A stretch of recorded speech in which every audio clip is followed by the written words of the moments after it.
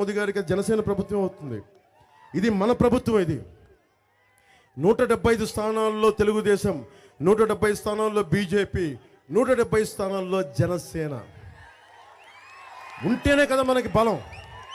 ఏ rowdy వస్తాడు, ఏ ద్వారంపూడి చంద్రశేఖర్ రెడ్డి అడ్డం వస్తాడు నేను చూస్తాను, ఏ మిథున్ రెడ్డి అడ్డం వస్తాడో నేను చూస్తాను, ఏ వైవి సుబ్బారెడ్డి గారు అడ్డం వస్తాడో నేను చూస్తాను. వీళ్ళందరూ ఏమనుకుంటారంటే కూర్చోబెట్టి 40 మంది ఎర్రచందనం స్మగ్లర్లు పంపించారంట పిఠాపురంకి. వాళ్ళ సంగతి నా సంగతి వాళ్ళకి తెలియదు. నేను తెగించిన వాడిని, ప్రాణాలకు అస్సలు లెక్కలేదు నాకు. అందుకు చాలా పద్ధతిగా మాట్లాడతా, చాలా మర్యాదగా మాట్లాడతా. గొడవ పెట్టుకున్నావా నువ్వో నేను ఎవడో ఒకటే మిగలాలి, అది నేనే మిగులుతా. గుర్తుపెట్టుకోండి, గొడవ పెట్టుకోని నేను సామాన్యంగా. గొడవ పెట్టుకున్నావా నాతోటి నేను ఒక్కడే మిగులుతా. గుర్తుపెట్టుకోండి, అదే చెప్పాను వాళ్ళకి.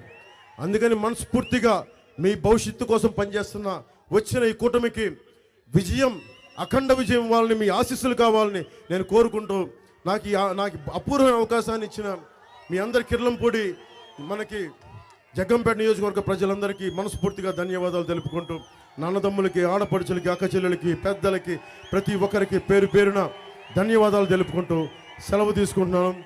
జై టీడీపీ, జై బీజేపీ, జై జై జనసేన, జై హింద్.